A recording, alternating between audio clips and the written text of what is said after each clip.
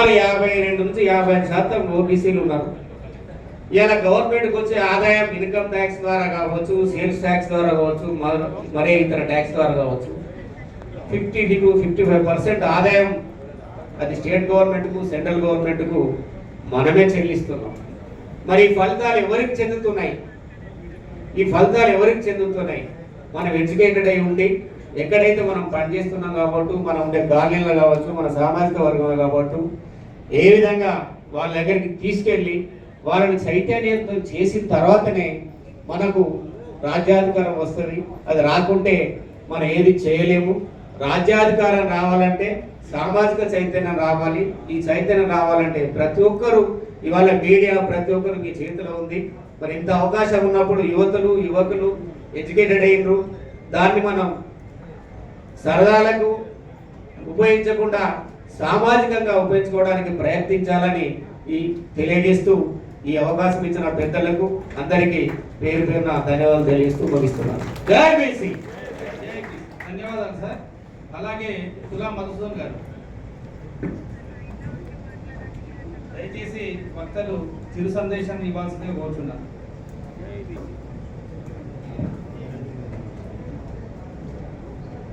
సభాధ్యక్షులు గవర్నర్ గారు, జన అధికార సమితి ఆధ్వర్యంలో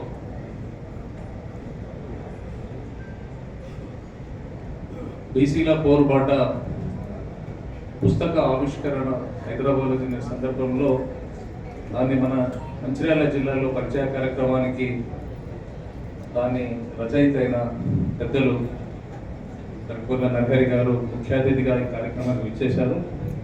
వారితో పాటు వేదిక మీద ఉన్న ఆలయ ఫౌండేషన్ పెద్దలు, బొగ్గుగని కార్మిక సంఘ నాయకులు కిందల మల్లయ్య గారు, ఈరు శ్రీనివాస్ గారు, ఈ కార్యక్రమానికి వచ్చిన ఈ జిల్లా తెలంగాణ ఉద్యమంలో వీరోచిత పోరాటం చేసిన 3 మహిళలు, ఇక్కడికి వచ్చిన మా తోటి బీసీ మిత్రులందరికీ కూడా, అదేవిధంగా పత్రికా ప్రతినిధులకు పెద్దలందరికీ నమస్కారాలు తెలియజేస్తూ, బీసీ ఉద్యమం తెలియజేస్తూ,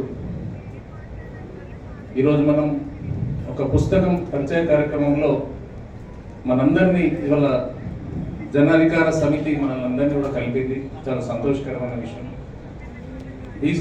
బీసీలు చైతన్యంగా మనం ముందుకు ఏ విధంగా పోవాలి, రేపు రాబోయే రోజుల్లో మనము రాజకీయ పార్టీల్లో మన యొక్క పాత్ర ఏంటి, ప్రజలను ఏ విధంగా చైతన్యంతో ముందుకు తీసుకుపోవాలి, రాజ్యాధికారం దిశగా మనం ఏ విధంగా అడుగులు వేయాలి. ఇంతకుముందు మన గోదావరి నుంచి వచ్చిన లెక్చరర్ గారు వారు చెప్పింది చాలా అద్భుతంగా చెప్పారు. భగవద్గీత చెప్తుంటే ఇప్పుడు నేను ఈ బీసీ ఉద్యమం వైపు వచ్చి ఈ బీసీలో జరుగుతున్న అన్యాయం పట్ల నేను మాట్లాడాలనే ఆలోచనతో వారి వల్ల నేను భగవద్గీతతో పాటుగా బీసీ ఉద్యమాన్ని కూడా నేను భుజస్కంధాల మీద వేసుకొని వాళ్ళు నడుస్తున్నాను. చాలా చక్కగా విశ్లేషణ చేశారు. పుస్తకంలో ఉన్నటువంటి అన్ని అంశాలను కూడా వారు కూర్చోబుచ్చినట్టుగా చాలా బాగా ప్రజలకు అర్థమైనట్టు చెప్పారు.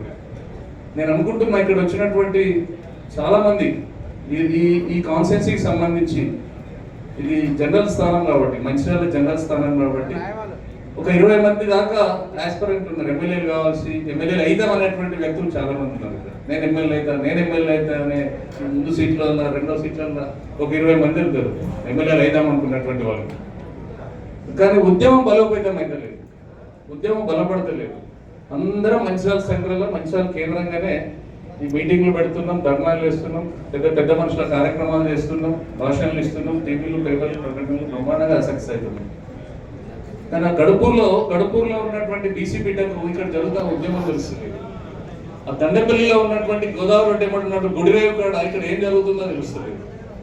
మన పరికిపల్ల నరహరి గారు వారు రాసినటువంటి, పృథ్వీరాజ్ సింగ్ గారు రాసినటువంటి ఈ బీసీల పోరుబాట పుస్తకంలో ఏమున్నది అనేది కూడా అక్కడ గ్రామంలో ఉన్నటువంటి వ్యక్తికి కూడా తెలియాల్సిన అవసరం. దాని బాధ్యత ఎవరిది? వారిది కాదు, పుస్తకం రాసిన వారు మొత్తం యావత్ తెలంగాణకు సంబంధించి బీసీలో జరిగినటువంటి నష్టాలు, కష్టాలు, భవిష్యత్తు గురించి రాసినటువంటి పుస్తకాన్ని తీసుకుపోవాల్సినటువంటి బాధ్యత ఇక్కడ కూర్చున్నటువంటి మనందరి మీద కూడా లేదు. అది మన బాధ్యతగా స్వీకరించాల్సినటువంటి అవసరం ఉన్నది.